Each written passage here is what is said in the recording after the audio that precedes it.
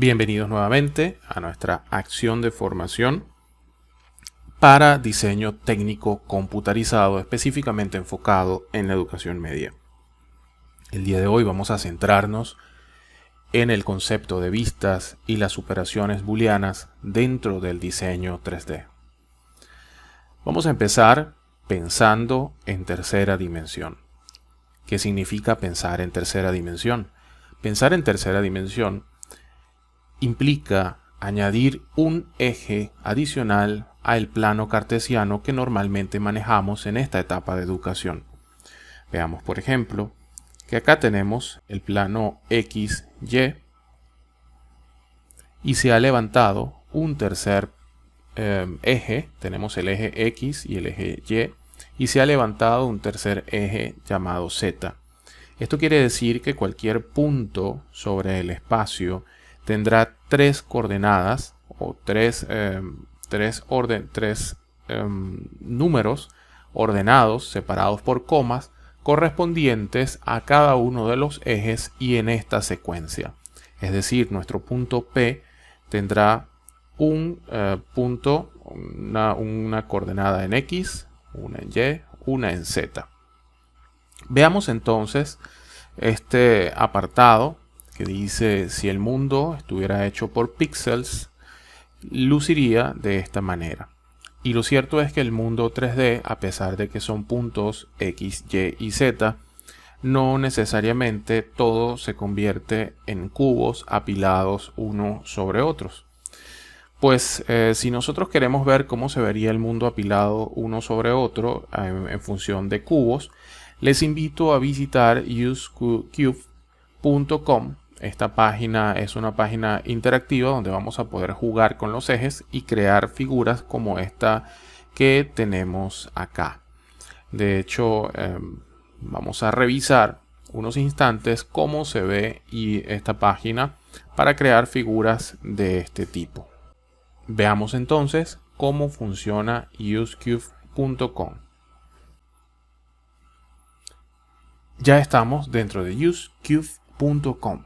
Vamos a ver cómo funciona para nosotros entender mejor cómo se ven los tres ejes y cómo sería el mundo si tuviéramos solamente píxeles. Para UseCube existe un cubo y nos dice en qué dirección vamos a empezar la construcción. Podemos movernos en esta dirección. Luego simplemente seleccionamos un cubo, subimos y de esta manera es muy sencillo crear paredes o crear algún otro tipo de figura. También realmente es bastante simple. Podemos remover uno de los bloques para crear agujeros y también podemos darle color a los diferentes bloques que estamos utilizando. A través de este sistema podemos mirar la forma que hemos creado de una manera muy rápida. Podríamos, por ejemplo, acá seguimos construyendo. Podemos crear, por ejemplo, la base de una construcción cualquiera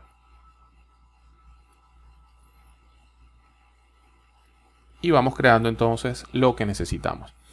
De esta forma tenemos una de las aplicaciones para crear modelos conceptuales basados en cubos. Esto es totalmente gratuito, está en línea 100% y les invito entonces a que experimenten las diferentes opciones que ofrece esta plataforma. Seguimos entonces con nuestras lecciones. Dentro del diseño, para trabajar con figuras o cuando necesitamos formas no regulares, nos valemos de unas operaciones que se conocen como operación booleana. Es el proceso de creación de un objeto creado mediante la combinación de dos a través de una operación matemática. Estas operaciones son la unión, donde vemos que el objeto amarillo se junta con el objeto rojo y se convierte en una sola figura.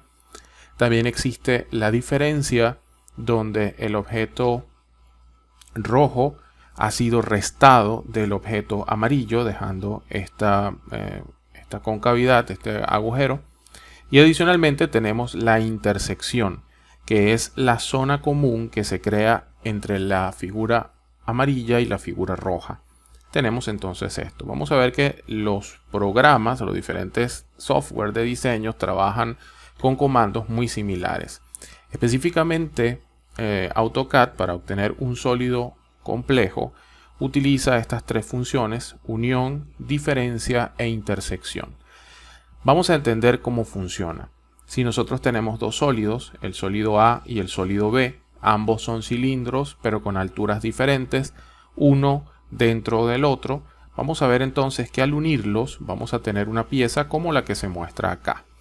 Cuando nosotros tenemos una diferencia, vamos a poder restar B menos A o A menos B. Si del objeto grande restamos A, vamos a dejar entonces esta concavidad dentro del cilindro grande. Por el contrario, si restamos del objeto pequeño el cilindro grande, vamos a dejar esta curva sobre el objeto más pequeño. Por último, si utilizamos el comando intersección, vamos a dejar solamente el punto común entre el cilindro grande y el cilindro pequeño. Actualmente, los programas de diseño están orientados hacia lo que es la extracción de vacíos. Esto lo vamos a ver acá. Para crear esta pieza tenemos un cubo y ese cubo le ha sido extraído un cilindro. Ese cilindro se convirtió en un vacío dejando esta forma. Esta forma ha sido realizada con tinkercad.com. Esta es otra página que les invito a revisar y vamos a visualizar cómo funciona para que tengamos una mejor idea de lo que estamos hablando. Ya estamos dentro de la sesión de Tinkercad. Tinkercad nos permite diseñar circuitos, bloques de código, y en mi caso el día de hoy vamos a tomar un diseño 3D para visualizar cómo se ven la diferencia, o cuando nosotros utilizamos el concepto de volumen y vacío para crear otras formas adicionales. Vemos entonces que está abriendo el gestor para navegación y para creación de elementos 3D de Tinkercad.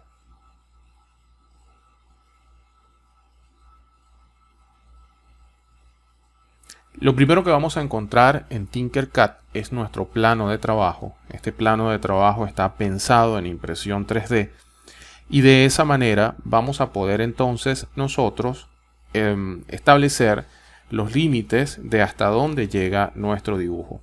Para esta rejilla, cada cuadrito o cada línea que se presenta tiene 1 milímetro. Esto nos va a permitir estimar de qué tamaño es nuestra pieza. Vamos a suponer que tomamos un cubo, lo centramos y cuando iniciamos el tamaño del cubo podemos entonces dar dimensiones. Este será un cubo, por ejemplo, de 70 por 18 de altura. Vemos entonces que es un cubo. Con esto podemos navegar, en todo caso es un paralelepípedo, podemos navegar dentro de este cubo y también podemos acercarnos con esta tecla. Bien, vamos entonces a crear una forma. Para nosotros crear formas en Tinkercad, nosotros podemos, por ejemplo, acá tenemos un cilindro.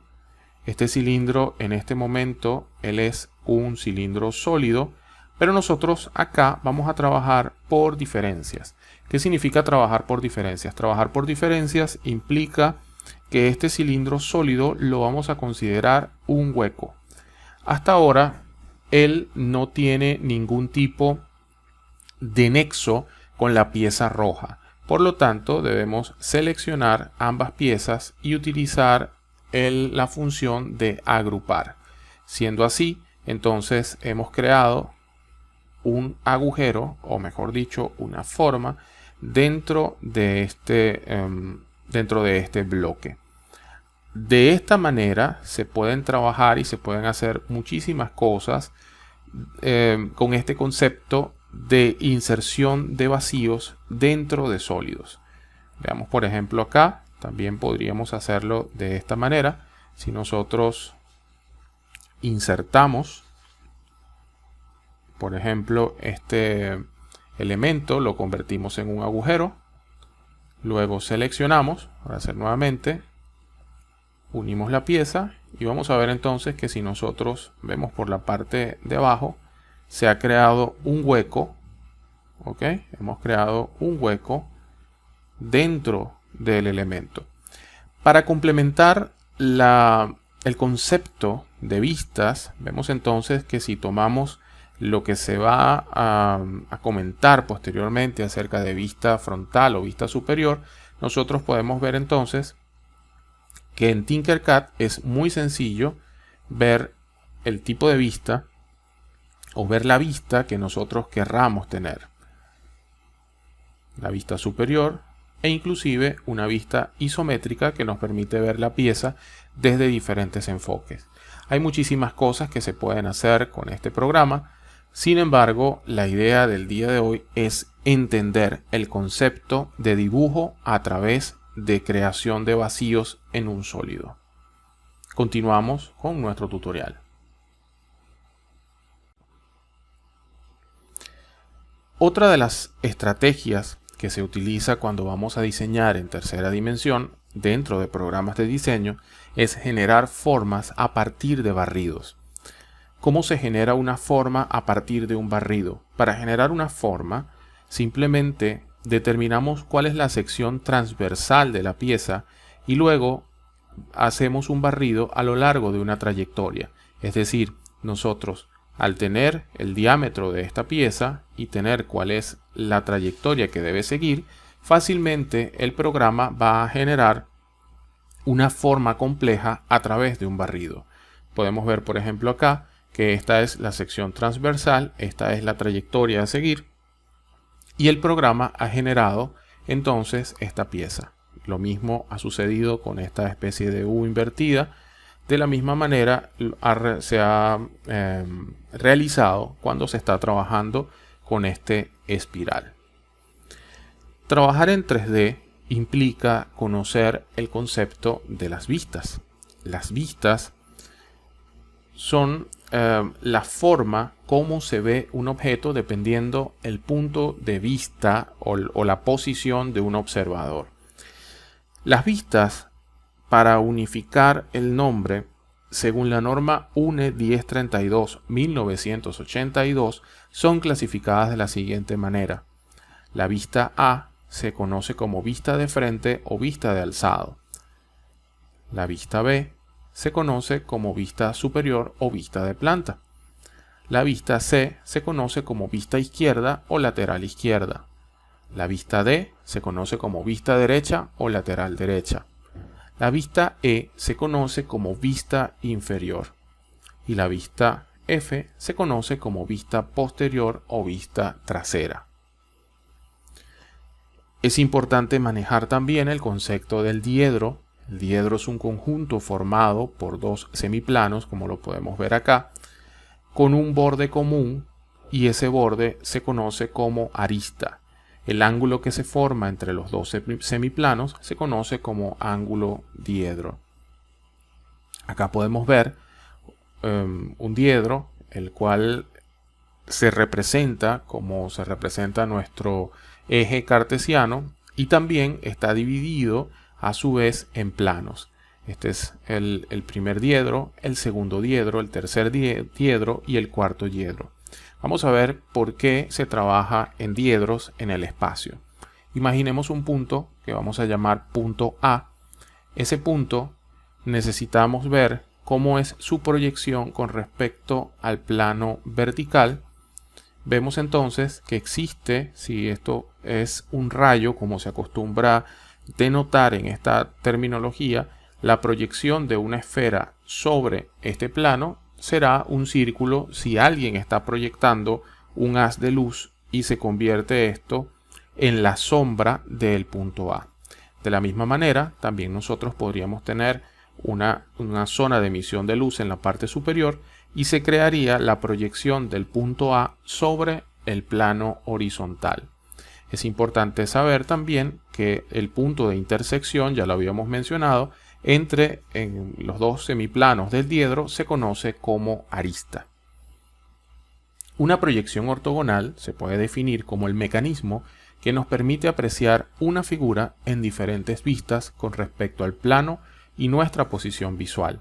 Acá podemos ver un objeto sólido, el cual desde arriba está siendo visualizado y estos rayos han sido proyectados sobre una superficie, por lo tanto no podemos notar el volumen, sino solamente la silueta del objeto y cómo se proyecta sobre un plano definido. Según la posición relativa de las vistas, pueden utilizarse dos variantes de las proyecciones ortogonales basado en la norma. Una es el método de proyección del primer diedro y dos es el método de proyección del tercer diedro. Vamos a imaginarnos que tenemos entonces un sólido como el que tenemos acá, con diferentes caras de colores. Veamos entonces el método del primer diedro, o también conocido como método europeo o el método E. El método europeo consiste en lo siguiente. Imaginemos una caja, donde en esa caja tenemos el sólido que hemos visto anteriormente y el observador está colocado enfrente del objeto. La vista que se presenta enfrente del observador es dibujada en la parte posterior del objeto, y acá es donde viene la primera diferenciación en los métodos de proyección de vistas. El método de proyección del primer diedro, o en el sistema europeo, el objeto se encuentra entre el observador y el plano de proyección. Es decir, que cuando el observador se pare en la parte trasera del objeto, la vista será dibujada en la parte de enfrente. Digamos que es un sistema invertido. En el método americano, o método de proyección del tercer diedro, también conocido como método A de americano, vamos a ver entonces qué es lo que sucede. En este caso, el observador sigue mirando la parte frontal de la pieza, sin embargo, la parte frontal es dibujada justo al frente. Ya no es invertido, sino que es directamente igual a donde se para el observador.